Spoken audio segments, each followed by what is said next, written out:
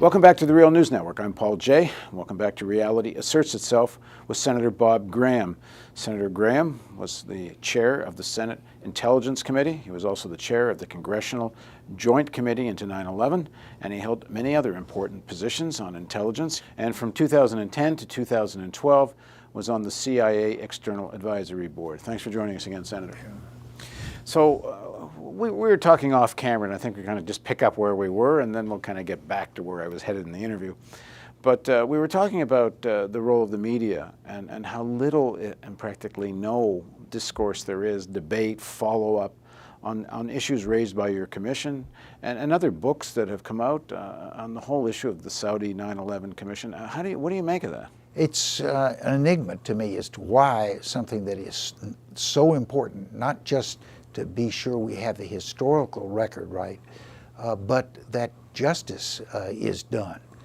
One of the side consequences of this cover-up of the Saudis is the 3,000 families and survivors of the victims of 9/11 have been trying to get justice in a federal court for their losses.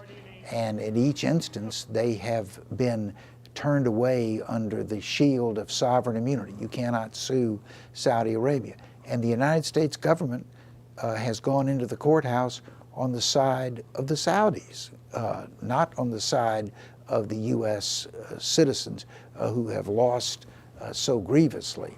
So this is an issue that is contemporary and has real impact and significance today, and why the major U.S. media has not seen this as an issue worthy of in-depth investigation and dogged follow-through is an enigma to me.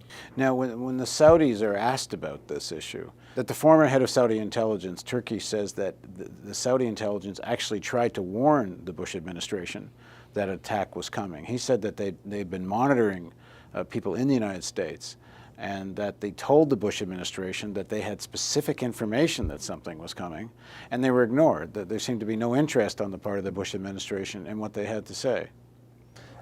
I've heard rumors of that. I have not personally confirmed that that is an accurate statement, but I wouldn't be surprised that there was just sort of a general disbelief. I think the 9/11 Commission called it a lack of imagination that something of this scale could occur in the United States, and therefore when people sounded alarms that it might in fact be on the verge of happening, they were largely ignored. So when you say the Saudi state is involved in this, it's a somewhat contradictory if the head of intelligence is trying to warn the United States that it's coming. I mean, do you see this as something that's, government policy, or individuals in the government were involved? It wouldn't be government policy in the sense that someone would stand up in the State of the Union address and announce that we are going to have a policy of not following leads that suggest the United States may be in some immediate peril. No, back up. I'm talking about the Saudi policy. When you look at the Saudi role, and we're certainly going to get to actually where you're headed there, in terms of what we think was the U.S. government consciousness at the highest level on all of this. But right now, I just wanted to ask, when you say this is the Saudi government involved, so is this Saudi government at the highest levels making Saudi government policy, or these are individuals involved in the government and royal family that are doing something sort of on their own? The reality is that the line between what is private and what is public in a monarchy of the length and pervasive influence of the House of Saud in Saudi Arabia is ephemeral. And in fact, in these cases where Americans have tried to sue entities, some of which are governmental, some of which are what we would call private sector, some are even charitable because of their alleged involvement in 9/11, the same shield of sovereign immunity has been raised by the Saudi government to protect everything that is of a Saudi origin. So they, by their actions, have accepted the fact that this is a fully integrated country, and it is legally possible to say that everything that happens is an action of the government.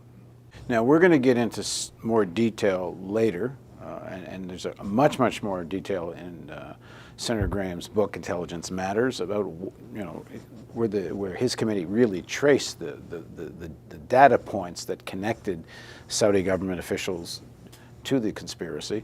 And we'll get into a little bit later, but I still want to talk a little bit more big picture. Why would they? Assuming you're right about the Saudis, what's in it for them?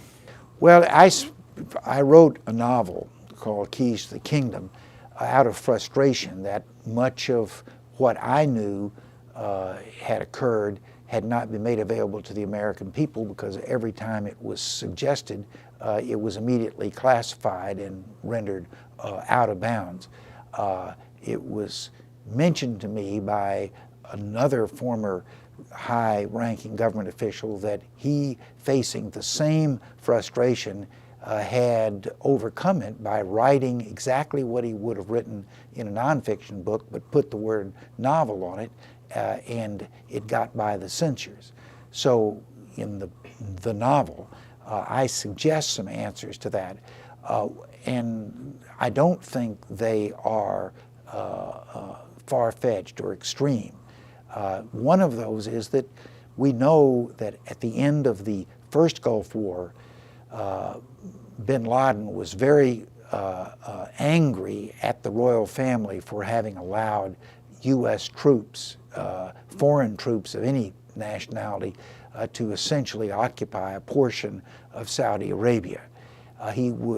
His anger was deepened by the fact that he had offered to come to the defense of the kingdom using several tens of thousands of war-hardened troops that had fought with him in Afghanistan against the Russians. That anger upset the royal family, and so I project, what if bin Laden had said to the royal family, if you won't deal forcefully with the Americans, we will do it, but we need your help in terms of being able to assist, support, maintain our operatives who are going to be in the United States. And if you refuse to give us that support, then I'm going to launch civil unrest inside the Kingdom of Saudi Arabia, and your monarchy will be under the same threat that the former Shah of Iran was when he was toppled from power. Well, we know the Saudis took this threat pretty seriously, because they actually made the American base move to Qatar. Yeah, and so I'm suggesting that something like that may have been the motivation, the excuse, the rationale that the Saudis looked to say, all right, we will in fact provide assistance to the 19 hijackers, or at least significant numbers of them, in order to avoid this credible threat of civil unrest. But the Saudis are no fools. They have to know whatever bin Laden might be able to throw at them, it's nothing compared to what the United States could throw at Saudi Arabia if it came out that the Saudi were involved at a governmental level. It's almost like they have to have known going in that this wasn't going to happen. Well, would a country whose ambassador was so brazen as to go into the private quarters of the White House within hours after an attack which 15 of his fellow countrymen had been in lead positions, and almost demand that the President of the United States facilitate 144 additional Saudis being able to get out of the country? Would a country that had that kind of attitude towards the willingness of the United States to stand up for its own interest and not be cowered into submission, would not they be likely to have had that attitude towards the United States, and therefore felt it was a risk that they were prepared to take to. But doesn't it lead you to think that they have good reason to think that they're not going to be targeted? I mean, instead of regime change being in Afghanistan, if this had come out, regime change would have been in Saudi Arabia. Their level of confidence in the fact that the United States would not react, or that the United States would not go to the extremes that in fact it has to cover up their involvement, were sufficient to outweigh the reality that bin Laden had the capability and the will to topple the monarchy. Because bin Laden has been quoted, assuming all this really is from bin Laden, that the plan was to suck the United States into a war in Afghanistan and kind of Russian style wear the United States out. And I think bin Laden apparently was a little disappointed that in fact the emphasis got moved to Iraq, because they were hoping to tie American troops down in much bigger numbers. I mean, it kind of worked out in the long run, in a sense, what they wanted, but not at the scale they wanted. They wanted a major presentation of U.S. troops in Afghanistan and to be there for decades and decades and bleed the American economy. The Saudis have to understand that's his logic. Yeah. Well, we talk a lot about the intelligence capabilities of al-Qaeda. That's one of the reasons that the NSA is engaged in a lot of its data mining and other high-tech intelligence gathering operations. The fact is, I think that if bin Laden was operating from the premise that he could suck the United States into Afghanistan, and once there, they would be treated as the Russians have been treated, a war of attrition and finally submission. The fact is, if he thought that way, his intelligence wasn't very good. The United States almost immediately instituted the single most effective aerial bombardment in the history of mankind in Afghanistan against troops and military installations. We were using, this was pre-drone, we were using traditional military aircraft with laser bombs, smart bombs, bombs that were able to get into places that previously had thought to be impregnable, and just devastated the Taliban's. But let's assume his intelligence was wrong, and I think it was, if that's what he said afterwards.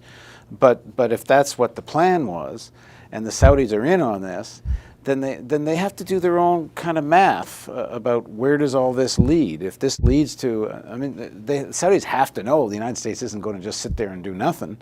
It's going to come after somebody's going to pay for this, and if it isn't going to be them, and they have confidence that their role in this is going to be hidden and covered up, and the evidence is, whether they were confident because they were told to be confident or not, their role was hidden. That much is a fact.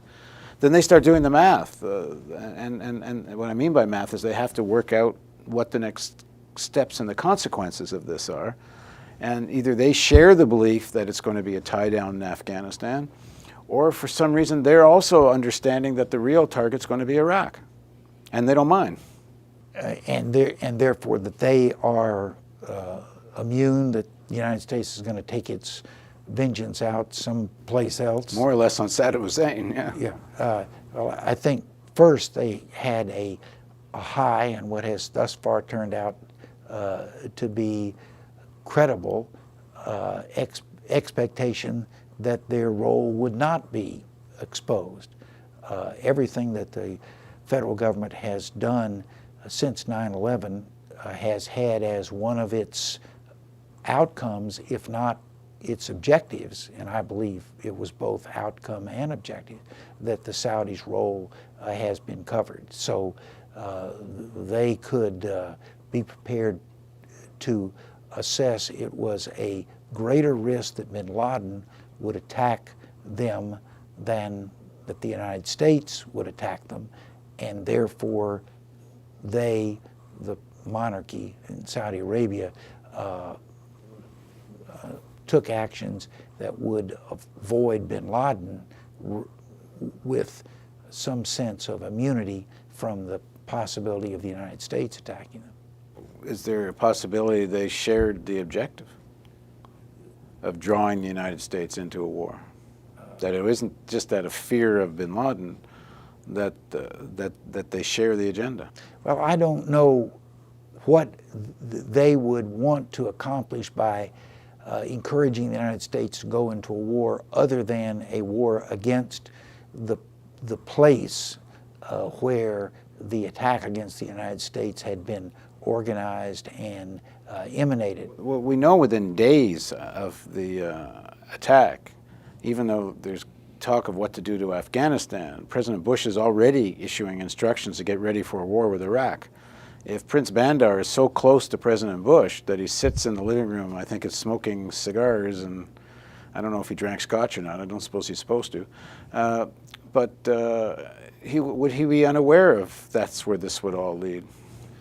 You know, we are. It's speculation. We're now into the outer ranges of speculation. I believe what we do know or are capable of knowing is what was the full extent of the Saudi role. We know they were involved in San Diego, where under people who were employees of the Saudi government, protection was given to 2 of the 19 hijackers.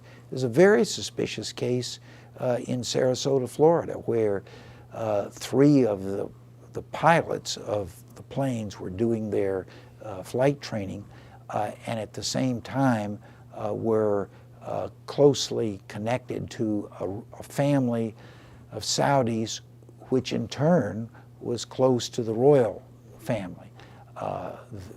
That has been another area that has been closely held and except the American people have been blocked from understanding what happened in that instance. What we don't know is what was going on in other places like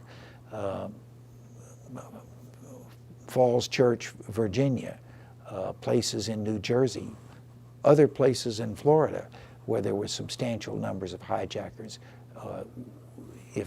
Was a full investigation done to determine if they were receiving external support, and if so, why has this not been made available? And your main point is that these 19 guys can't do this without a support network, and you have evidence the support network was at least in part linked Saudi government. Yeah. And I might say, I have personally talked to the other co-chair of the Congressional Joint Inquiry, a man who was very distinguished congressman and later director of the CIA.